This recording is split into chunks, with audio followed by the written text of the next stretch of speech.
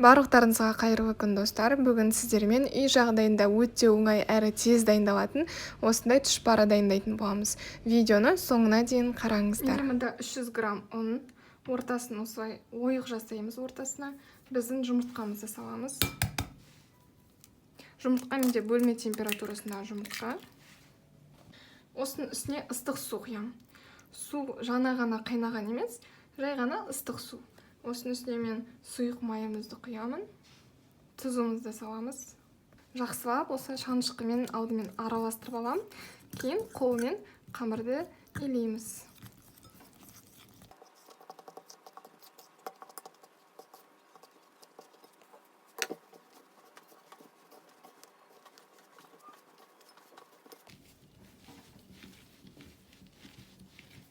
Қамырымыз дайын болды.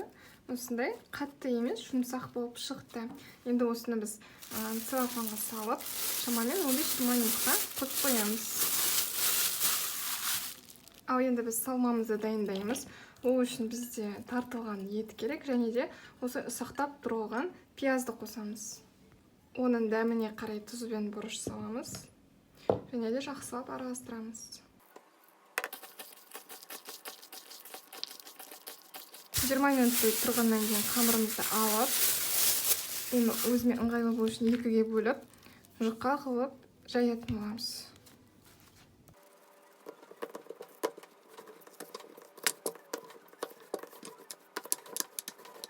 Қамырымызды осылай жұқа қылып жайдық. Енді жолақтарға кесіп шығамыз.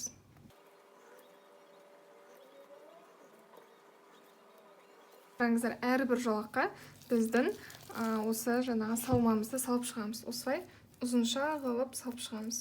Қатты көп салмағанда дұрыс.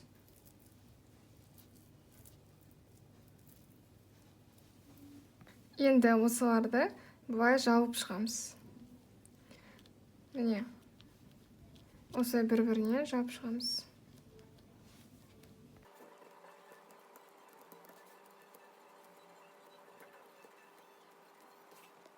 Егер жандары жабыспай жатса, кішкене ғана осылай суға жіберсеңіздер болады, сонда жақсы жабысады. Өйткені мына жолақтар жаңағы, олар мыналарды істеп болғанша, оларды кеуіп қалуы мүмкін. Сол себептен осылай кішкене суға жіберіңіздер. Қараңыздар, қолдарымызбен осылай істеп шығамыз. Осылай бөліп шығамыз, жаңа тұшпараның көлемінде қылып бөлеміз.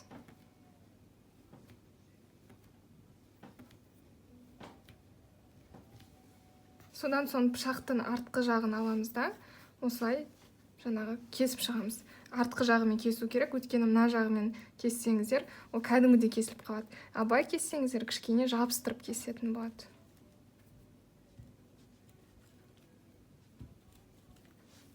Содан соң біздің тұшпараларымызды аламыз. Міне осылай ашық болып тұр ғой. Оларды өйстіп бір-бірімізден айқастырып, осылай жауып қоямыз.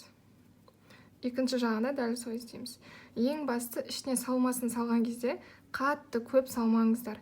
Әйтпесе жабылмай, жандары ашылып кетуі мүмкін. Міне бізде осындай тұшпара болады.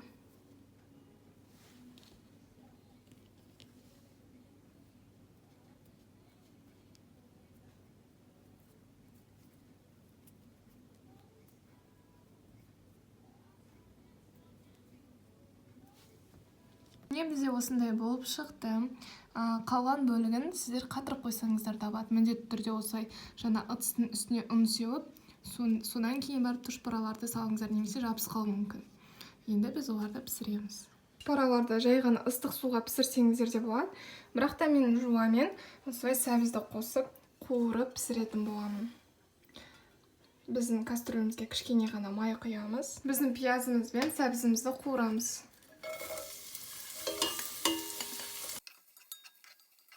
Жақсы етіп қуырғаннан кейін жылы су құямыз үстіне. Шамамен 1,5 литрде су құйдым. Енді осыған томат пастасын саламыз. Егер сіздерде қызанақ болса, қызанақты салғандарыңыз дұрыс. Менде қызанақ болмаған соң томат паstaсын саламын. Қақпағын жауып, суымызды қайнатамыз. Міне осылай қайнаған кезде тұз бен бұрыш саламыз. Тұзды дәміне қарай саласыздар, өте көп салып керек емес. Қайнап жатқан суға біздің тұшпараларымызды саламыз. шамамен 5-7 минуттай піседі. Су міндетті түрде қайнап жатқан болу керек. Мінекей біздің тұшпараларымыз дайын болды. Қалауыңызша үстіне ас көк салуларыңызға болады. Астарыңыз дәмді болсын.